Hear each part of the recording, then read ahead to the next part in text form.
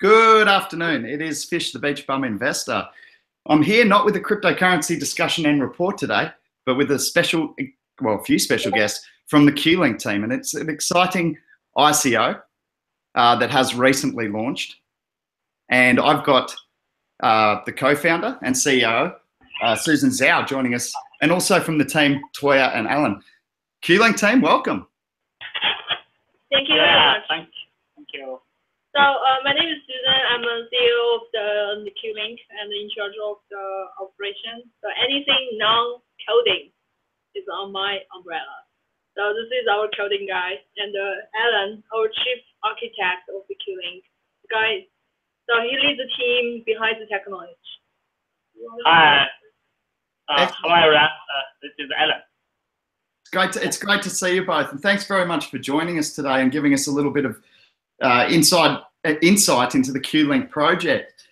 Susan, I was just wondering if you could start by actually telling us a bit about yourself and a bit about your background. Okay. So, and before Qlink, I was working in the investment bank for a really long time, and graduated, joined the corporate investments, and after that I went to University of Hong Kong, get my MBA degree.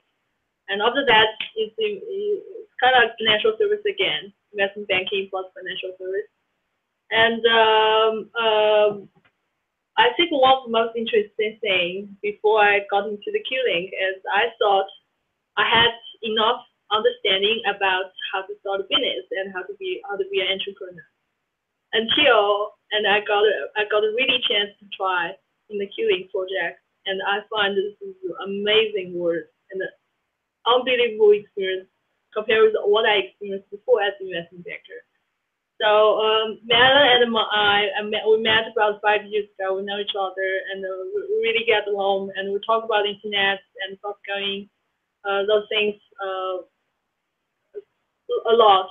And I find this is related to how I got into this industry as well. I think in 2013, I find there is a pancake shop near my home. They accept the Bitcoin as payment. Wow, that early in 2013, you could buy pancakes with Bitcoin. Okay, to be honest, I think it's a marketing trick at the same time, because what it did is the founder of that pancake shop, as a former investment banker as well, and he put a machine for people just to buy the Bitcoin through the machine, and he can run the business as side business. Obviously, and if you buy the Bitcoin, you can buy the pancake. Okay. And this is my first time I got into the Bitcoin industry, and starting from there, you can see a lot of people, a lot of thinking tech join the industry. It's becoming a trend, unbelievable trend. But until in the middle of this year, I didn't know how Bitcoins will change our lives until I know about all these public chains, and you can actually develop your own application on that. And then we got in touch with Ether, Neon, EOS, all those things, and including quantum as well. So we decided to launch the project Qlink, and it's amazing and exciting experience for me. Yeah, I could imagine it would be. I mean, it's a very exciting space. It moves very quickly. As you mentioned, Bitcoin being the start of it as really a transaction medium, a peer-to-peer transaction medium, but it's evolved now. And we're looking at other applications in the world for blockchain technology. Exactly. And because I know Alan for 5 years, and he's by the time I know him, just quit his job in the Huawei. And we've been talking about how to set up the company in the telecom industry, and then we think, and then Alan brought to me this is a great idea it's a great idea how to develop a decentralized network on the blockchain. Yeah, do you want to elaborate and you personal experience? Yeah. Yeah. Hello, everyone. This is Alan. Yeah. I graduated from the telecommunications major when I'm in school. 4 years, and after graduated from school, I worked in Huawei for 7 years. I was the earliest engineers involved in the 3G and 4G network development, and I joined the project to launch the first 4G network in Norway, and second in Hong Kong, in Singapore, Malaysia, and the Germany, the Spanish. Yes, I think I have the experience in the telecom industry. After leaving Huawei, I started my own business named UU Mobile, and distribute the data plan international to Chinese traveling abroad. And yeah, when I'm working in Huawei, I have some experience to know the blockchain. I worked with some engineer to develop the decentralized VPN.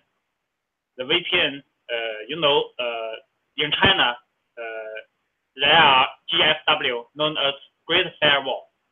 Chinese internet users can't access the Google website. Exactly. So yeah. Google, Telegram, and yeah, YouTube, that is the 2012, and we want to build the decentralized VPN based on the blockchain. That's the first time I know blockchain, and wow, it's very on that time the blockchain is used for Bitcoin. The Bitcoin is about $10, I think. I forgot it. Yeah, it's very impressive through the blockchain technology. But after that, I did it in the work, and until the early of this year, I think the blockchain is a trend and a very efficient solution to the telecom industry. So yeah, it's my experience background. Yeah, excellent, Alan. So worked in quite a few different countries around the world. Quite an impressive resume there. And one of the things I was actually saying on the Crypto Wave Investment Crew show in investing in Qlink was I felt like one of the most experienced business teams that I'd invested in the blockchain space. There's a lot of good background from a lot of the members of your team. So, Alan, thanks for giving us that background on yourself. And I guess what I'd ask you to do now, Susan, is basically just give us a little bit of a basic rundown. What is Qlink? So, who is Qlink? Qlink is the first decentralized mobile network. We're trying to do two things. First is trying to cover as much as black spot and uncover the areas. The second is trying to improve the efficiency of the existing network. So what we can experience is a lot of telecom companies, they have invested a lot into to improve the existing network coverage. But at the same time, we have a lot of repeat or abandoned resources. So for example, when you go to we're in the countries like Hong Kong, Singapore, or I think maybe even Sydney as well. So you go to the coffee shop, you open your cell phone, there's a lot of Wi-Fi, but none of them you can use. And the second experience is, in developed countries like Philippines, there's 1,200 people sharing one telecom tower. So the data in US is just 300 people sharing that one tower. So you can feel the unbalanced resources distributing to different places. And on one side, you have extremely heavily investing in infrastructure, people just wasting resource. And on the other side, people are hunger to get more access, get more service, get more quality of life once they can be connected. So what Qlink is trying to do is on the infrastructure level, we're going to build out the Qlink base station, which is supporting the telecom service like 4G, LTE, and at the same time, fully embrace the blockchain industry by supporting the POW, POS consensus mining. So when the people who own those base stations, they can share the network to the others through the Qlink protocol, which is on the innovation on the software level that was supporting. So they actually don't have to buy so many devices for each one of them. They can just join the network, become the operator as a part of it. And so those are the innovation that the Qlink tried to launch. So on the software level, one of the biggest achievements that we can do is we are able to build a distributed ledger to keep all the transactions between the telecom share and telecom users. So whoever shares its telecom resources and whoever uses the telecom resources can record ledgers on the Qlink chain. So this is a dedicated public chain for the telecom industry on the blockchain. Yeah, that's brilliant. That's brilliant. So basically what you're talking about is using shared digital resources, which is a trend I've noticed starting to appear in the blockchain world. We actually got into Substratum. I'm not sure if you've heard of that one. We got into Substratum at ICO, and that was about creating a shared network for the purposes of web hosting. And another project in terms of Gladius has looked at the same sort of shared digital resources in an attempt to prevent DDoS attacks. So there's a couple of really interesting use cases in terms of using that shared network, or creating that network through shared digital resources.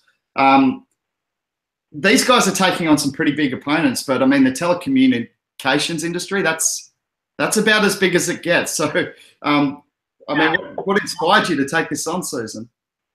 Okay, so I mean, I'm gonna take the first part.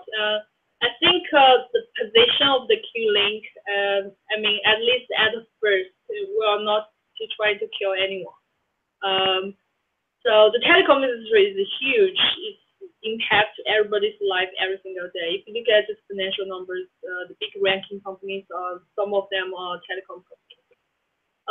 But what Qlink is trying to do is to provide complementary service to improve the efficiency of the existing network.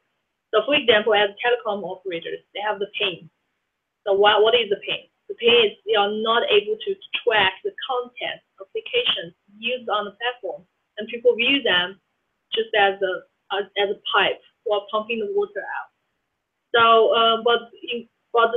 when you use the Qlink technology, which is blockchain technology, they can combine the content and the user data together and then distribute it. So all the content can be hashed through Qlink and precisely pinpoint to every transaction that relates to data. If you notice, there's a lot of telecom transactions between AT&T and the content providers, and this is the pain they're trying to solve. But we think AT&T is just one of the examples, and we have a lot of telecom carriers and a lot of content providers who are sharing the same problem. And by using the Qlink technology, we're able to solve the greater market by just a little bit of improvement. To address back to the question, yes, we are providing a complement service to the telecom network at the moment. So at the first, we are not trying to disrupt or kill the telecom companies. They are still giants. So we have to work with them. We have to work with them to complete ourselves. I think that's clever, and I think what you're talking about is perhaps even Qlink being a tool to make the existing telecom networks more efficient, and that's how Qlink can coincide with the existing telecommunications infrastructure, really.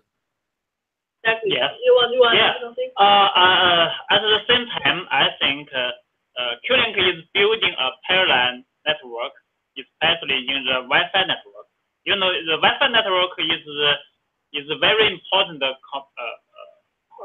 part of the mobile network, but it's not the main network to every telecom carrier. Yeah. So I think in this scenario, and Qlink can make at the early stage, Qlink can make the Wi-Fi network more efficient to operation, because Qlink build the decentralized billing process and build the self-organization, the self-billing and self-operation platform for every Wi-Fi hotspot. And then, the efficiency of the telecom industry, that means it's the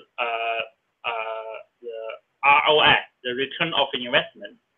Because in the central mode, every carrier invests huge sum money to buy the equipment, to build the network, to organize the team to operate the network and maintain the service. But I think it's very, how to say, there is a point. If the network go beyond this point, the ROI will down. ROI will drop. Yeah, ROI will drop. It's an organization problem. It's not a technology. It's not the I think a very big company have the problem. Yeah. Not only the carrier, but in decentralized mode, every Wi-Fi hotspot can operate by himself. I think it's the efficiency beyond the point. Yeah, increase. Yeah, I think it's the point. Yeah, I think that's a really valid point. At a certain level of investment, your expected ROI is going to have to go down. So that is an interesting point. I can tell you one of the ways that the big telecommunications companies make money. They charge people like me $1,000 for using too much data. I overused my phone data 2 months ago. I overused the data on my phone by 100 gigabytes, which is, okay, it's a lot, but I got charged $1,000 for that. 100 gigabytes? Yeah, $10 a gig. That's what I got charged. Oh, okay. Yeah, it's very expensive. You're telling me $1,000 bill. Anyway, that's why I'm back in Qlink. That's certainly one of the issues that, in terms of excess data charges and those unexpected bills. That's something that Qlink can really look to overcome with more affordable Wi-Fi data sharing. So that's something that's excellent. Hey, one thing I wanted to move on to quickly is something I read not so long ago, is that telecommunications credit or talk time or data time is quite often used as currency. And in fact, the case of that was in Kenya, where a lot of the public were choosing to transact value in terms of talk minutes or connection time to the network, rather than the Kenyan shilling. So I guess what I'm getting to, Susan and Alan, is can you see a point in time where the Qlink token is used to transact value for more than just telecommunications services? Could it be used to transact value for everyday users? Do you want to add? Yeah, yes. How to say, telecom infrastructure is very it's very necessary for everyone everyday life. Yes, and your question reminded me the crypto kitty, the crypto cat. The on Ethereum. Oh, yeah, that means Easter cat. The Easter cat. Yeah. How does it related? I think based on the Qlink mobile network, every business model, if have the relationship with the telecom, with the communication, we can use the Qlink token to transfer. For example, the content distribution is a very close example for us. We bundling the content and the data plan together to distribution to the users, but billing them with the Qlink token. The content is a very big deal, including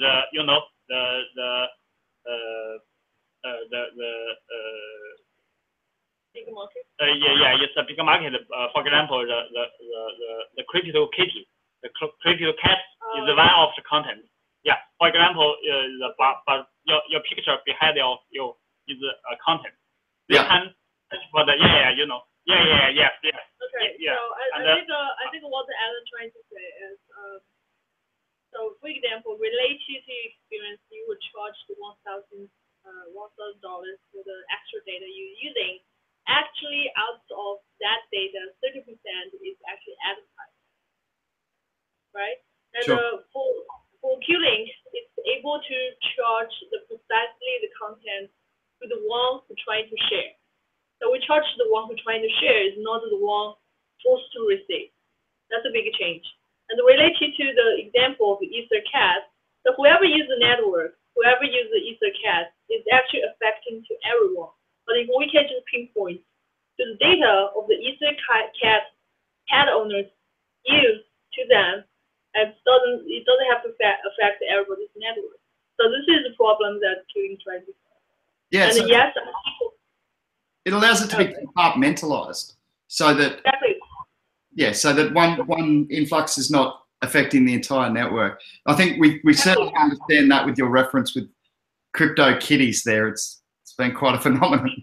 Breaking the Ethereum network with digital cats. Exactly. And well, even though it affected the overall network, but we have to pinpoint the bill to them. That's the thing. And we have to let them know and your actions that they actually impacted everybody's network. So I'll get to your point about the talk time as a transaction currency. I think because the telecom is a necessity and the utility of the society. And this is the reason we are trying to innovate the industry as providing the public chain. So anything related to the telecom service, well, I think mostly will be on the mobile billing, mobile data billing, and Wi-Fi. That could be precisely tied up with the Qlink, and we can use the QLC as a clearing currency for those kind of stuff. So yes. Yeah, I can see it happening. I can see people using it as a transaction medium for goods and services outside of the telecommunications industry, I think. I mean, if they're going to earn Qlink through, providing the network power through running the base station, and we'll get onto that in a second. But I can see them wanting to spend that in other real world situations. And I can see businesses saying, hey, we'll accept Qlink because then we can use that, or people saying, hey, we'll accept Qlink because then we can use that for our connectivity in terms of Wi-Fi and things like that. So I can certainly see it moving forward and being used as, as a transaction medium for things well outside of the telecommunications industry. So I think that's awesome. I've just shut my questions down. Give me a second. I've just opened them up. Oh, I told you before the show, Susan, I'm not very good with technology. Okay, hang on. Here we are. All right, give me 1 second. Sorry. Okay, so what I've written here is the lower costs of a shared network should see Qlink data and messaging prices being super competitive with the global telcos. What I was going to ask is, are you going to look into voice calls as well in the future? And if you are going to do that, is it going to be like a VoIP service, a voice over internet protocol, or would you actually consider using existing telecommunications infrastructure to provide voice call services in the future as well? Right. I think for the voice part, we're not trying to get too much of the voice service. So the reason is the first reason is if you look at the income that's generated through voice, is actually going down every year. I mean, on the traditional voice business. I think for the voice for VoIP business, and I mean, it's just that once you connect it, you can use the service. It doesn't matter. But on Qlink, we don't have the separate business for voice. Yeah, another important factor is that the regulation, because the voice regulation, especially in China, is very heavy. Yeah, sure. It's very strict. Yeah, it's very strict. And yes, we think we don't launch the voice service. Yeah. Yeah, there'd be a lot of. I would imagine there would be a lot of red tape to get through in China to go onto to voice calls. So, yeah, I mean, it's something that could potentially be looked at in the future. But as you mentioned, Susan, the trend of society is really moving less towards voice calls and more towards digital sharing, video calls like this and stuff, which can obviously be done over a Wi-Fi network. So, yeah, it's a thank you for answering that question. Now, I want to talk about this Qlink base station.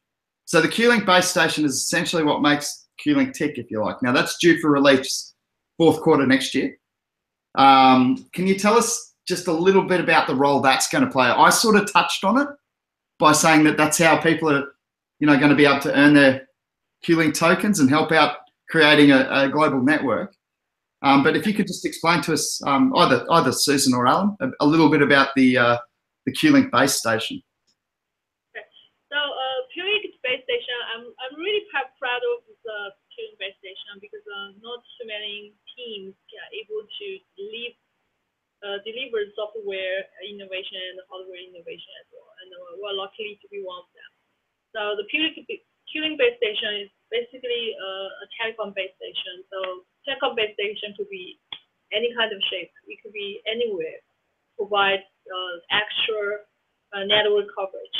So and we're helping those devices because we have to utilize the idle time to support the blockchains in terms of POW and PIVX content. I just will talk about the real examples. We just signed up with Central Auto, which is electric car vehicle manufacturer in China. They'll manufacture the last mile logistic parts. So we're gonna put the base station on the card. The card itself will become the node of the IoT Internet of Things. And any information about the card that the data collector wants to receive, and through the base station, you can send back. So the card itself will connect with the Wi-Fi mobile network. It will also provide additional Wi-Fi coverage. At the same time, and the car can be mail the POW or POS. Well, if the car doesn't have to drive, or the car drivers, the car owners decide that the car has there's idle time of the car, and we can just use this additional network power or computing power to support the POW POS. And if you just take one step ahead, this kind of base station could be anywhere.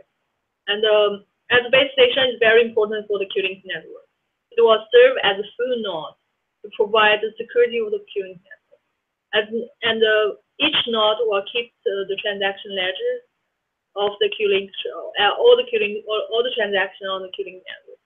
So and this is really kind of like helping the world to provide additional network coverage and supporting the embrace the blockchain world.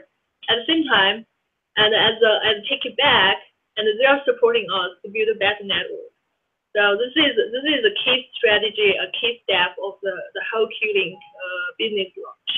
Yeah, you touched on something that I was going to ask you a little later on, because I've been doing some research before the show, and I did find out about the partnership announced with Central Automotive in China. That's a huge partnership, and the idea of having a Wi-Fi network incorporating vehicles, that's revolutionary. That's quite impressive. Who came up with that idea? That's genius. This guy, I guess. Well done, Alan. When I heard that, because I was watching one of your other interviews, Susan, and we're going to touch on that in a second, by the way, but I was watching one of your other interviews and saw the Central partnership announced, and I went, wow, that's phenomenal, amazing.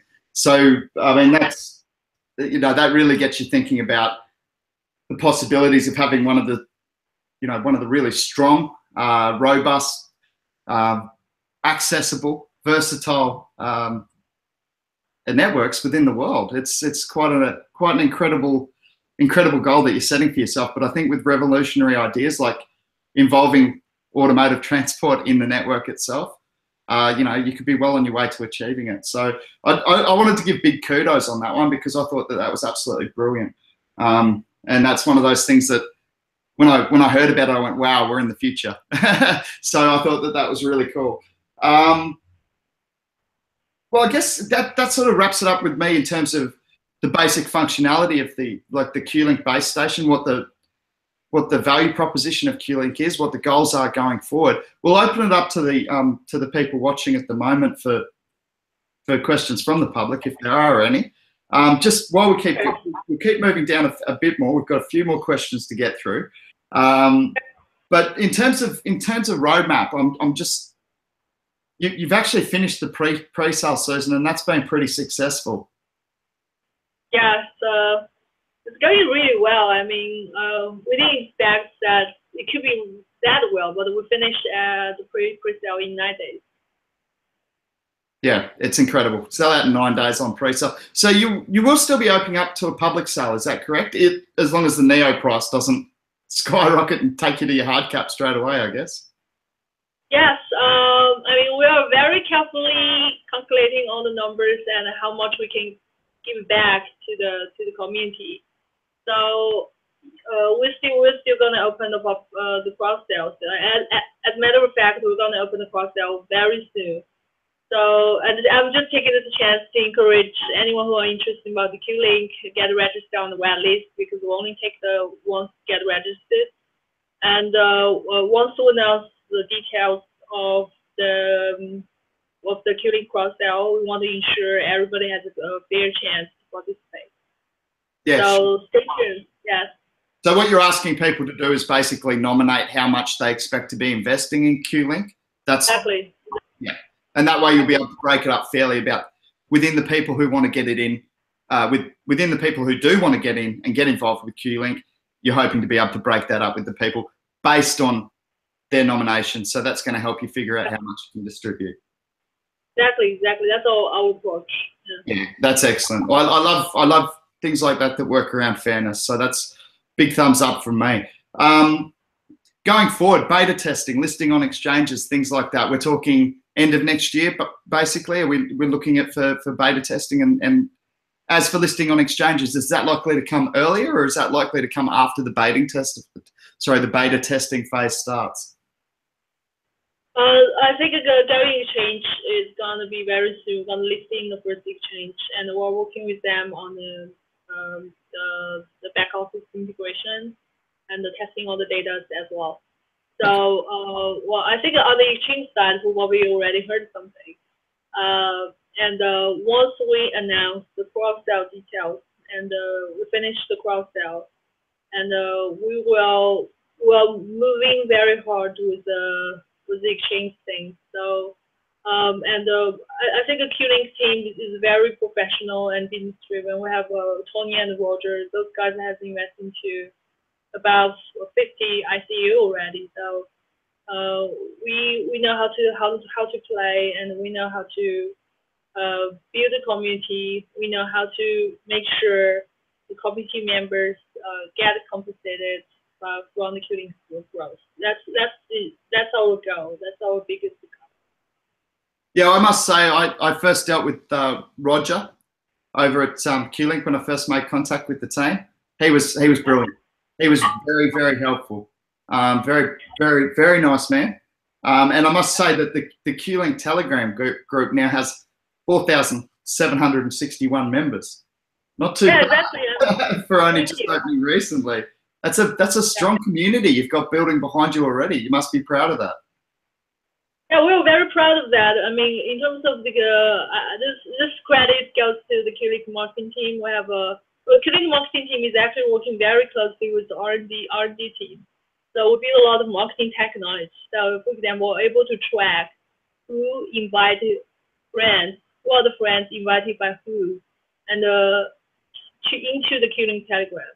So I think this is something that I didn't see any other team done before. But I think someone brings out the idea, and we talk to the R&D team whether they have a spare time. And I know that we're very busy, and whether they have a spare time to make something different and interesting for us. Yeah. Oh, that's awesome. If you're creating that environment with a lot of synergy in your organization, where the left hand knows what the right hand's doing, you know, it helps you all work together. So I think that's brilliant. I've got a couple more questions here for you both. Now, these are actually questions that were provided to me by Toya, and they're questions that have been asked by the Qlink community. And Toya said, well, why don't we use this as an opportunity just to answer some of those questions publicly? So I'm going to read these out to you. There's 4 questions. And the first question is, does it challenge Qlink to build partnerships with these telcos? Are you finding that they're being resistant towards it, or are they being accepting? What's your experiences with that, Susan and Alan? Yeah, actually, because Qlink is building independent network and a parallel network with the traditional carrier, so it's not a big problem to be partnership with the traditional telecoms. It's the one.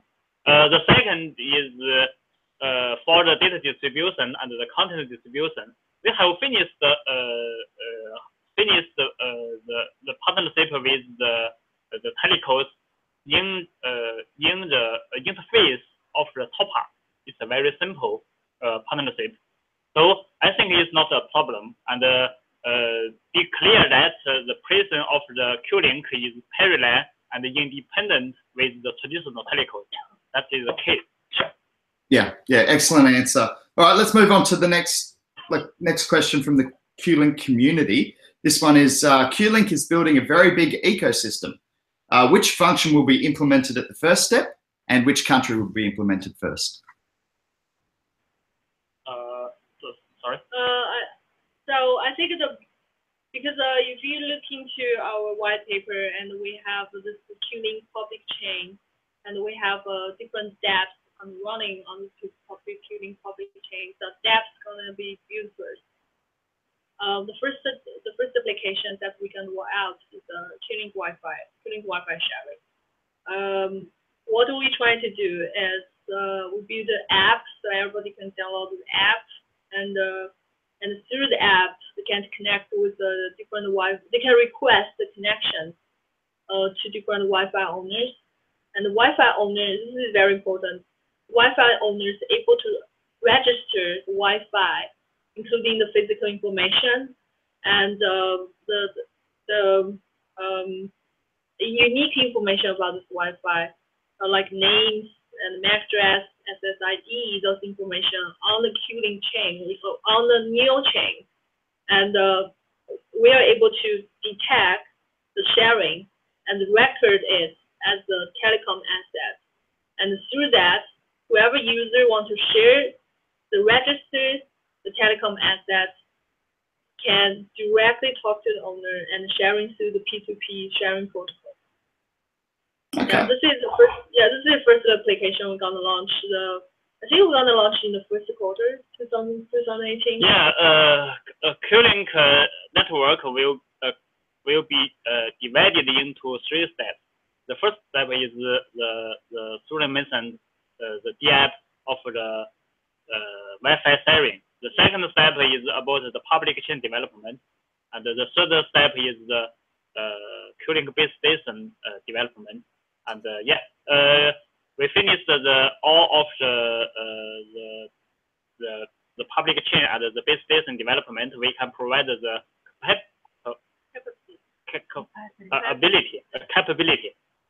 capability to other developers to launch their own app on the Qlink public chain. Okay, that's excellent. So what I hadn't realized, and actually this is what you're just clarifying for me now, is that the Qlink network, if I'm understanding correctly, is going to start being built through the app, and the Qlink base station will be further strengthening the network at a later stage, but it's actually going to start to be built using the application. Yeah, so the application goes first, and then the Qlink chain, which is the telecom public chain, and then the infrastructure, which is the base station. All right, that's excellent. Thank you. That's clarified that for me, because I wasn't even aware that that application was coming out first. So I hadn't done my research, but thank you for clarifying that. That's brilliant. All right, let's see what else we've got. I think you did somewhat answer question 3 within that description. Then the question 3 was, is there going to be an app for every user of API? And I think you've just answered that question. The Wi-Fi sharing going to be app, and yes, we're going to open the API. Cool, cool. And this one's pretty new news and fairly relevant news.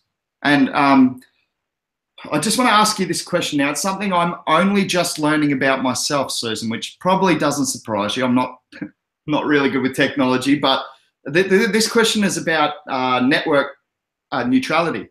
And the question is, how does the cancellation of network neutrality affect telecom industries, and how will Qlink relate to that? How will it affect Qlink? I have to take the floor. The network neutrality is a big problem in telecom industry. When I worked in Huawei, I learned about the network neutrality. Sorry, the network neutrality. Yes, I think how to say, Qlink network will help the network neutrality, and from us, engineer the internet spirit, freedom, neutrality, and public. Yeah, we support the network neutrality. Yes, I think Toya can add some comments about this topic. Yeah, so I think network neutrality is just something created by monopoly. So once you have monopoly, you have different resource caused by different bandwidths that people require. If you think about the perfect situation, is you have everything decentralized. So, and the network neutrality is just is not something far away. It becomes reality, and we don't even have to talk about that because there's no monopoly, right? So this is what Qlink is trying to bring on the table, because everyone is a piece to be shared. So that is the network neutrality. Yeah, sure. And I think I saw Toya. Yeah, Toya's there. Oh, you want to say hi? Yeah, we want to say hi. Here I am. Yeah. Hi, Toya. So did you have anything to add on network neutrality? It's nice to see you, by the way. You should have come in and said hello before. Toya's been helping us out a lot. I'm always here. I'm listening to the conversation. Yeah, so network neutrality is only existing in this ecosystem when there are large corporates, for example, the Verizon, AT&T, Comcast, Vodafone, like these big names. And there are also big names on the other side, which is the content provider, for example, YouTube, Netflix, and also like online marketing, including Amazon and Alibaba. So all these big companies here that create this discussion about whether we need like network neutrality or a paid priority instead of like these are competing concepts, including like, are we asking for neutrality or are we asking for like market adjustment? So this wouldn't be a problem when the network is actually decentralized. So we are breaking down these big names by including more small businesses and individual users into this ecosystem and provide similar businesses. So yes. Sorry, I've just lost you for a second there. It's just gone on. It's gonna spread and expand. Well, we surely hope that Qlink is gonna expand to cover the whole world and build a healthy ecosystem here. Yeah, sure. I think what to sum it up, I think network neutrality becomes obsolete when we're talking about a decentralized environment. So it's something that Qlink will be actively actively stopping, I guess, in the future by providing a decentralized network. Thanks, Toya, and it was nice to see you on the chat as well. I'll tell you what, that's about. I've got one more thing that I want to ask, and then we can move it over to the viewers. So viewers, get your questions ready for Susan, Alan, and Toya. But I do have one more question. I'm gonna have to share the screen with you to show you this question, Susan. Just bear with me. Present to everyone. Okay, you should be able to see my screen, and so should the viewers. Now, Susan, I was doing some research for this.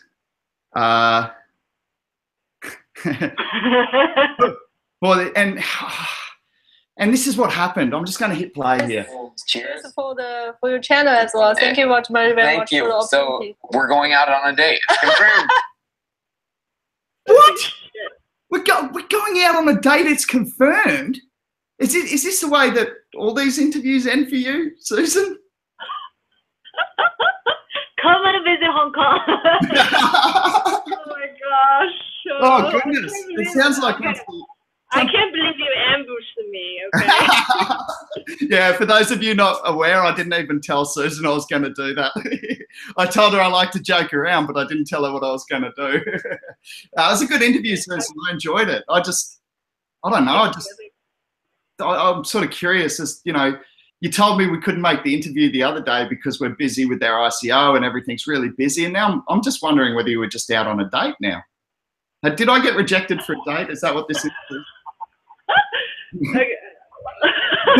You can say no. All right, we're going to move on, guys. I'm going to just pop over to the chat now. Oh, okay. You better say no, or you got to cut off the live stream right now. All right, I'm going to go over to the live chat, and I'm going to see if we've got some questions from the viewers when I can find the live chat. See who's in today. Oh, AcU5 is here. We've got a few of our regulars here. AcU5, Hourglass, how are you guys? Grinkers, good to see you. Grinkers says he's very excited about Qlink. Audio is good. Turning it up louder helps. Oh, I hope I did that. Okay. Audio's a little rough. Okay, sorry. Well, I missed all that.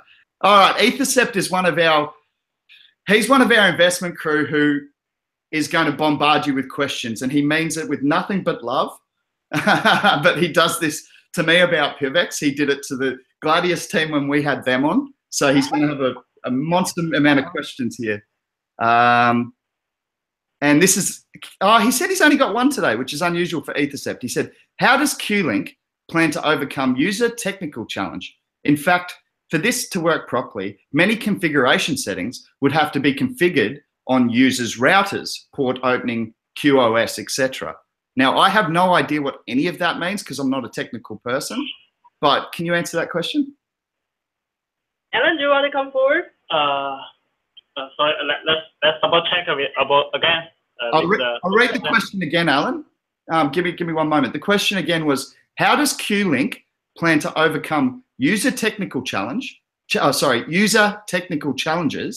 in that for this to work properly, many configuration settings would have to be configured on the user's routers, port openings, QoS, etc. 就是说很多的配置要在，它是很多配置要在客户的这个 WiFi 的 router 里，然后是不是要做到它 WiFi router 的重新设置，你才能是。The Qlink network, Wi-Fi network steering includes two parts. One part is the existing Wi-Fi network steering. That is just the usage of Wi-Fi network steering, not related to the configuration of the Wi-Fi network. It's one. The second part is the Qlink base station used as a Wi-Fi network and steering at the same time. In this scenario, Qlink Wi-Fi base station will support the configuration through the tab and finish the configuration through tab and share the Wi-Fi coverage with to the other Qlink user. Yeah, so basically the configuration is it's just very easy because we just need to record the unique address of the router. But for the Qlink station, it's pre-registered before. Okay. whoever uses that, it's registered. So for the average person, it should be pretty easy to set up that access to their data and things. Okay, cool. I'm going to jump back down, see if there's any other questions here. Okay, that was Ethercep's question. Okay. Just having a look and see if we've got any more. John Doe's question is said, when to the moon? Most people who are running the projects don't really like to make price predictions, but that's a good sign that someone's asking that. When's Qlink going to the moon? Qlink is in my portfolio as well. I love the project. That's from AQ5. We've got a few Qlink supporters in the house at the moment. A couple of people who have looked to invest in it. No, that's good. Not too many questions. So it must have been a fairly,